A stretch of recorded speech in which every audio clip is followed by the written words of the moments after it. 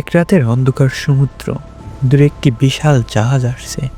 হঠাৎ কুয়াশার ভিতরে ভেসে আসে এক কালো ছায়া, একজন মানুষ যার দাড়িতে জ্বলছে আগুনের সলতে, চোখে যেন পাগলাটে আগুন।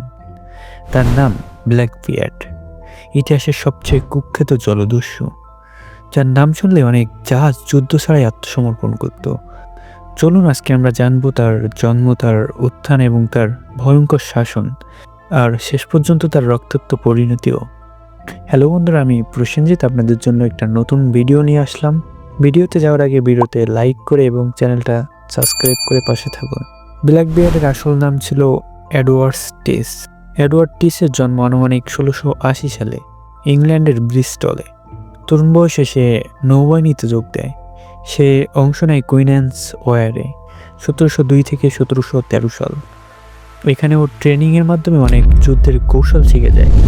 এই যুদ্ধ তাকে শিখিয়েছিল কিভাবে কামান চালানো হয়, কিভাবে জাহাজ দখল করতে হয়, আর বিপরীতে থাকা শত্রুর মনে কিভাবে ভয় সৃষ্টি করতে হয়।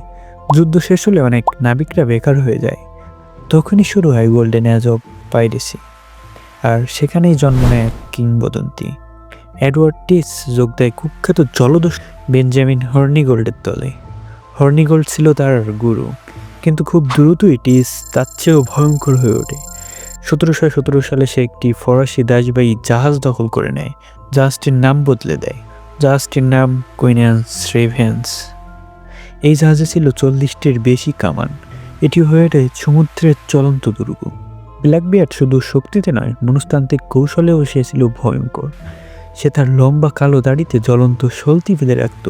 যখন যুদ্ধ শুরু হতো, ধোঁয়ার মাঝে তাকে দেখা যেত যেন শয়তান নিজেই নেমে এসেছে। তার শরীরে থাকতো একাধিক পিস্তল, তলোয়ার, ছুরি। অনেক সময় সে গুলি ছোড়ার আগেই অনেক জাহাজ আত্মসমর্পণ করত, কারণ তারা জানতো ব্ল্যাকবিয়ার্ড মানেই মৃত্যু। 1718 সালে সে চার্লসটন, সাউথ ক্যারোলাইনা বন্দর অবরোধ করে। পুরো শহর তখন আতঙ্কে জমে যায়। সে কয়েকটি জাহাজ আটকায় এবং বন্দীদের মুক্তির বিনিময়ে চায় চিকিৎসা সরঞ্জাম। ভাবুন, একজন জলদস্যু পুরো শহরকে জিম্মি করে ফেলেছে। কিন্তু অদ্ভুত ব্যাপার, সে অকারণে কোনো মানুষকে হত্যা করতো না। তার আসল অস্ত্র ছিল ভয়। কিন্তু পরবর্তীতে ব্ল্যাকবিয়ার্ড রাজকীয় ক্ষমা গ্রহণ করে সে নর্থ ক্যারোলাইনাতে বসবাস শুরু করে। কিন্তু সে গোপনে আবারও ডাকাতি শুরু করে।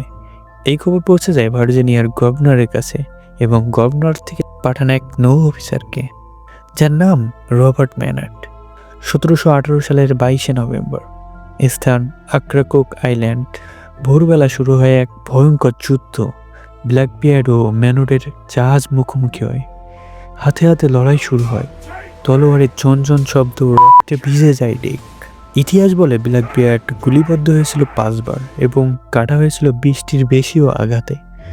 অবশেষে সে নিহত হয়। তার মাথা কেটে জাহাজের সামনে ঝুলিয়ে রাখা হয়, অন্য জলদস্যুদের সতর্কবার্তা হিসাবে। লোককথা বলে তার দেহ নাকি জলে পড়ে 3 বার জাহাজকে ঘুরে তারপরেই ডুবে যায়।